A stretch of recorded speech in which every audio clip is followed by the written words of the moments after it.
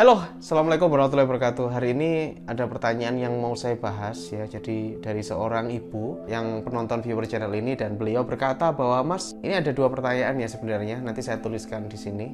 Mohon maaf nih, namanya emang saya blur karena memang ya ini privacy ya. Jadi kalau saya bahas seperti ini, biasanya memang saya kasih blur gitu ya. Jadi biar untuk privacy di sini saya tulis, Mas, gimana caranya mendidik anak supaya anak menurut atau taat kepada orang tuanya?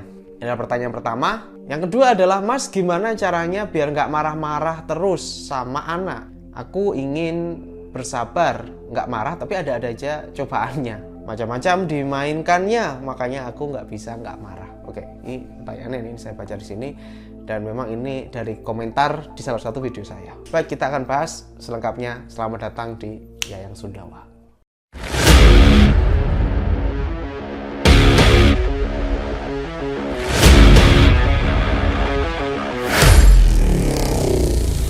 Hello everybody, ladies and gentlemen, teman-teman. Alhamdulillahirrahmanirrahim, kita dipertemukan kembali. Silakan teman-teman bisa menuliskan doa terbaik di komentar, tuliskan di bawah agar diaminkan oleh ratusan ribu viewer channel ini. Dan teman-teman bisa berkumpul di komunitas channel Yayang Sundawa. Saya sudah bikinkan channel Telegram official, linknya ada di bawah. Kalian bisa masuk di sana. Udah ada lebih dari 5.000 orang di grup Telegram yang sudah saya buat, ada di sini bawah.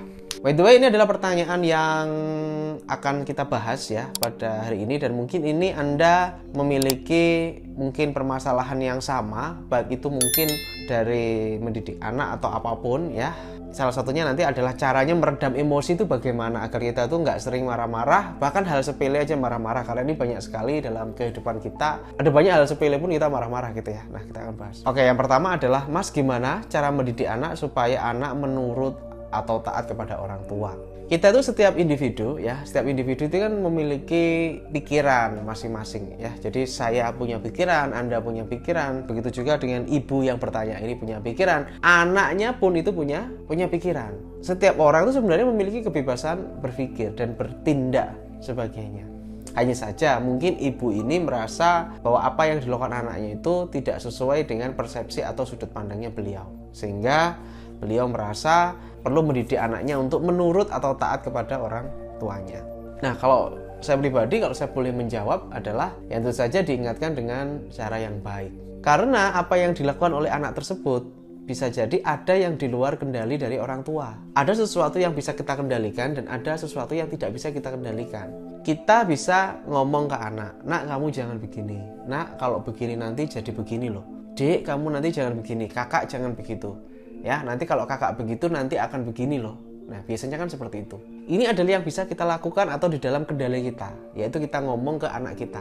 Komunikasi secara verbal ya, kita ngomong. Habis itu kita ada juga yang di luar kendali kita. Misalkan kita udah ngobrol begitu ke anak kita, ternyata anak kita melakukan hal yang lain atau tetap mengulangi kesalahan yang sama. Ya sudah, itu berarti kan bukan kendali Anda, di luar kendali Anda, karena itu terjadi adalah faktor eksternal. Anda tidak bisa mengkontrol itu dan tidak bisa mengendalikan itu. Kalau Anda terus menyalahkan anak tersebut, nanti anak tersebut juga akan stres ya. Jadi sebenarnya ini kurang jelas ya, anak di sini tuh anaknya usia berapa gitu, saya kurang paham. Tapi kalau emang sudah dewasa, biasanya nanti dia akan melihat sendiri. Kalau anak ini sudah dewasa, dia akan tahu sendiri mana yang benar untuk dia dan mana yang salah untuk dia. Jadi sifat dewasa itu kan begitu ya. Dewasa itu kan bisa memilih mana yang oke dan mana yang nggak oke untuk dia, mana yang akan menguntungkan atau mana yang akan merugikan untuk dia. Itu kalau sudah dewasa itu akan memahami sendiri yang seperti ini nih ya. Jadi akan otomatis bisa ngerti. Cara mendidiknya ya gimana ya, tetap kita memberikan pengingatan. Oh ya, ini cara terbaiknya adalah memberikan contoh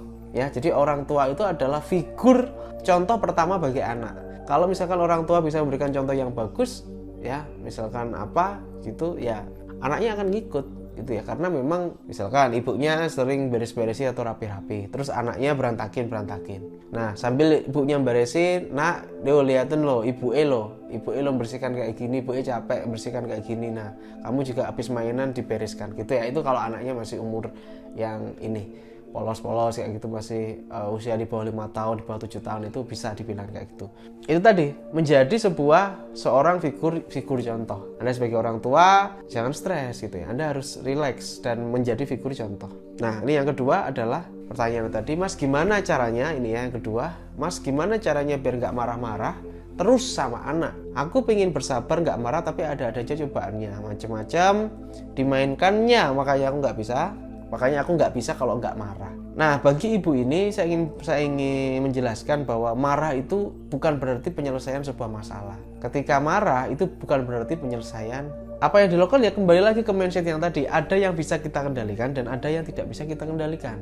Ketika anak kita melakukan hal yang mancing kita, misalnya mancing kita untuk marah atau apapun ini ya, nggak cuma anak ya sebenarnya ya, macam-macam nih. Perihal hidup di dunia ini kan selalu ada kayak efek-efek atau selalu ada kejadian-kejadian yang akan memancing kita marah. Maka kita harus ingat, ini di dalam kendali kita atau di luar kendali kita. Kalau masih di dalam kendali kita, maka kita kendalikan dalam bentuk perasaan kita, emosional kita. Kalau seperti itu, contoh nih, misalkan kita lagi duduk aja lah, kita lagi duduk di halte, habis itu ada orang lewat, habis itu orang itu nginjek kaki kita, orangnya tidak sengaja terus bilang, maaf pak tidak sengaja. Apakah kita akan marah-marah? Orangnya aja yang nginjek udah bilang tidak sengaja, ya udah, berarti itu di luar kendali kita. Orangnya kan nginjek kita, di luar kendali kita, takdir ya. Maka kita yang kakinya diinjek tadi udah nggak usah marah-marah, kita cuma bilang, oh iya mas, nggak apa mas, santai mas. Kita nggak usah marah-marah pun juga tidak akan menyelesaikan masalah. Segala itu kan di luar kontrol kita, di luar kendali kita. Ya sudah, kita harus ikhlas, kita harus terima, kita harus maafkan. Kalau ibunya ini sudah bilang ke anaknya berkali-kali udah memberikan contoh yang terbaik dan sebagainya, terus coba aja, terus coba ya. Kalau anaknya yang ini bandel ini, yang misalkan ini ibunya tadi bilang ini sudah dewasa, maka ya udah biarkan aja lah. Semakin individu itu dewasa, semakin dia akan bisa memilih mana yang baik dan mana yang kurang baik untuk dirinya. Jadi nggak perlu khawatir. Jika bermanfaat, ini sharing singkat ya. Kita harus mengetahui persis apa yang ada di dalam kendali kita dan apa yang di luar kendali kita. Teman-teman, kalau ada pertanyaan seperti ini silahkan tuliskan juga di komentar sini. Boleh ya, kita akan bahas satu persatu insya Allah jika saya ada waktu. Have a nice day and good luck. Salam laris manis. Assalamualaikum warahmatullahi wabarakatuh.